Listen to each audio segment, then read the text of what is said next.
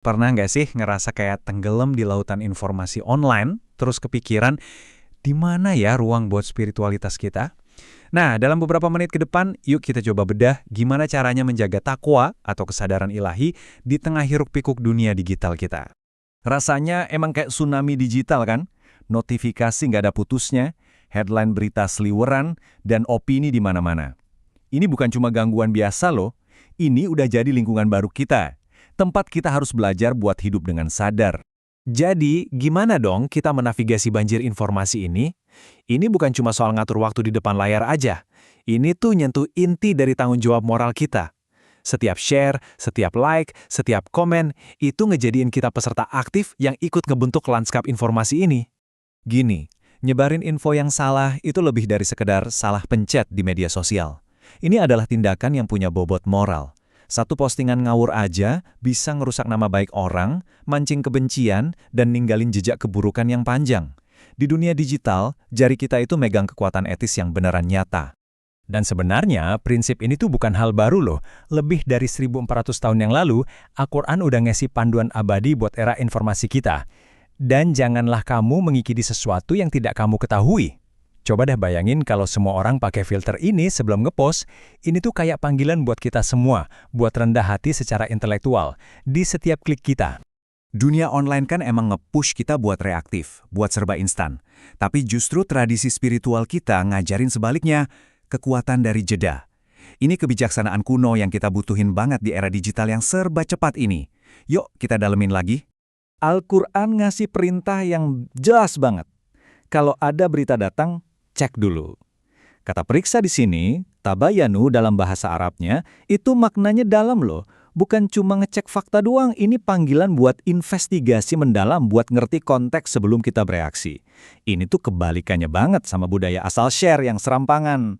Dan kalau perintah buat verifikasi tadi belum cukup, Nabi Muhammad ngasih peringatan yang lebih nyelekit lagi. Cukuplah seseorang dianggap sebagai pendusta apabila ia menceritakan semua yang ia dengar. Coba deh kita renungin sebentar. Di zaman di mana kita terus-terusan dibombardir informasi, peringatan ini jadi makin relevan kan? Oke, sekarang kita geser dikit nih dari apa yang kita bagikan ke gimana cara kita berinteraksi. Nah, disinilah letak jebakan-jebakan halus dunia online. Gimana caranya kita bisa jaga niat kita tetap lurus di tengah badai emosi yang sering banget kita temuin di dunia maya. Coba deh lihat perbedaannya. Di satu sisi, ada kebiasaan reaktif yang kita lihat tiap hari di online. Nyinyir instan, gampang marah, dan argumen yang didorong ego. Di sisi lain, ada ajaran kenabian, kelembutan, ketenangan batin, dan kebijaksanaan buat nggak ikut-ikutan debat kusir. Ini kan dua jalan hidup yang beda banget, dan kita milih di antara keduanya tiap kali kita online. Dan ada bahaya lain yang lebih subtle, lebih halus lagi, ria digital. Ini kejadian pas perbuatan baik kita, bahkan ibadah kita, malah jadi tontonan buat audiens online. Pas kita lebih peduli sama jumlah likes daripada tulusnya niat di hati kita, ya disitulah kita udah kejebak. Kesalehan kita diukurnya dari engagement, bukan dari keikhlasan. Terus gimana dong cara ngelawannya? Nabi ngasih kita filter yang simple tapi kuat banget. Di antara kesempurnaan Islam seseorang adalah meninggalkan apa yang tidak bermanfaat baginya. Ini tuh nyambung banget sama timeline media sosial kita. Emang kita perlu ya komentarin setiap drama yang lewat? Atau bisa nggak sih kita simpen energi spiritual kita buat hal-hal yang beneran penting? Nah, ini nih ironisnya. Kita tuh bisa jadi detektif digital, kepoin hidup orang lain, ngejudge postingan mereka. Jejak digital kita sendiri malah seringnya lupa kita periksa. Coba deh jujur sama diri sendiri. Kita nerapin standar yang sama nggak sih ke postingan kita sendiri, kayak kita nerapin ke postingan orang lain? Oke, setelah kita bongkar semua jebakannya, solusinya apa dong? Jawabannya ada di satu konsep inti, takwa. Anggap aja ini kayak filter internal paling canggih, sebuah kesadaran yang terus-terusan ngebentuk perilaku online kita. Bahkan pas kita ngerasa nggak ada yang liatin. Emang apa sih takwa itu? Gampangnya gini. Takwa itu kesadaran kalau Tuhan selalu ada, selalu lihat. Ini bukan soal rasa takut yang negatif ya, tapi lebih ke kesadaran penuh kasih yang bikin kita pengen berintegritas. Ini tuh suara hati yang nanya, postingan ini bakal diridhoi Tuhan nggak ya? Sebelum kita nekan tombol kirim. Coba deh renungin dalam-dalam kekuatan ayat ini, dan Dia bersamamu di mana saja kamu berada.